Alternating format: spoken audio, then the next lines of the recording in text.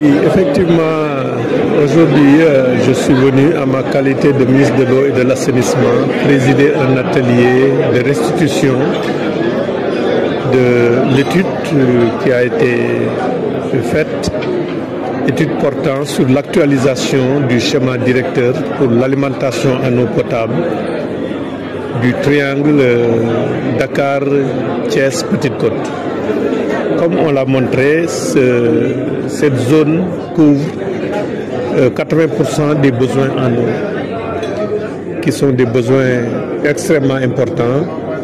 Et l'étude a montré que si aujourd'hui nous avons une demande de 763 000 m3 jour, cette demande va monter à 1 800 000 m3 jour en 2040 et 3 millions de m3 jour en 2050. Même si aujourd'hui notre pays a pratiquement atteint l'accès universel à l'eau en milieu urbain, il faut anticiper sur ces besoins en eau futurs. Et l'étude avait pour objet d'estimer la demande, mais en même temps de présenter toutes les solutions d'investissement qui permettent de faire face à cette demande en eau. Parmi ces solutions, on a écarté d'emblée les solutions basées sur le captage des eaux souterraines, parce que ces eaux souterraines doivent continuer à être des réserves et sont très vulnérables. Donc nous sommes plutôt dans des solutions de dessalement, avec une troisième unité de dessalement qui serait prévue sur la Grande Côte, des solutions de transfert encore depuis le lac de Guiers ou bien directement depuis le fleuve Sénégal, et des solutions de transfert depuis les fleuves Gambie et Sénégal, mais à partir de Bakel et puis de Sambangalou et de Koulountou. Et en même temps, il a été envisagé une solution de réutilisation des eaux usées.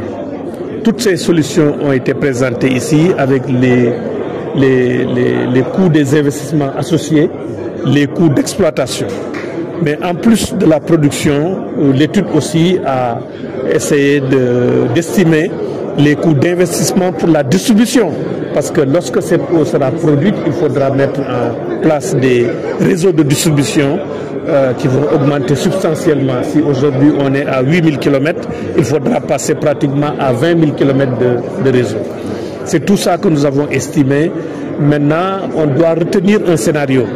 Retenir ce scénario se base sur des considérations techniques, des considérations financières, mais en même temps sur des considérations politiques en termes de stratégie pour le pays, pour une atténuation des risques. Donc cet atelier, le gouvernement salue la tenue de cet atelier, va écouter les échanges que les techniciens vont faire. Les conclusions seront fournies au gouvernement qui décidera de la solution qu'il faut adopter à l'horizon 2033, mais et puis après maintenant d'une autre solution qu'il faut mettre en œuvre à l'horizon 2043 pour faire face aux besoins en 2050. Tout à fait. Est-ce que l'exploitation future du pétrole ou du gaz aura un impact sur le scénario dessalement? Oui, absolument. Je pense que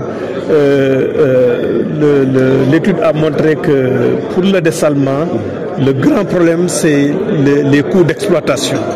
Les coûts d'exploitation. Et le plus grand poste des coûts d'exploitation, c'est le coût de l'énergie. Donc on peut espérer que notre pays s'acheminant vers une période d'exploitation du pétrole et du gaz, cela peut aider à faire baisser les coûts d'exploitation et en ce moment-là, présenter le dessalement comme une solution qui est compétitive.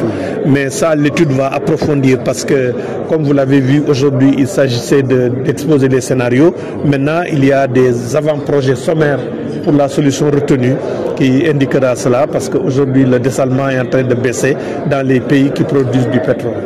Mais dans tous les cas, ce qu'on souhaite, c'est que faire face aux besoins, mais en même temps avec une stratégie d'atténuation des risques pour ne pas mettre tous les œufs dans le même panier. Je veux dire, ne faire que du transfert depuis le lac de Guiers et avoir, comme on l'a dans notre pays, on a un mix énergétique, d'avoir aussi un mix hydrique où on a plusieurs sources d'approvisionnement. Tout à fait.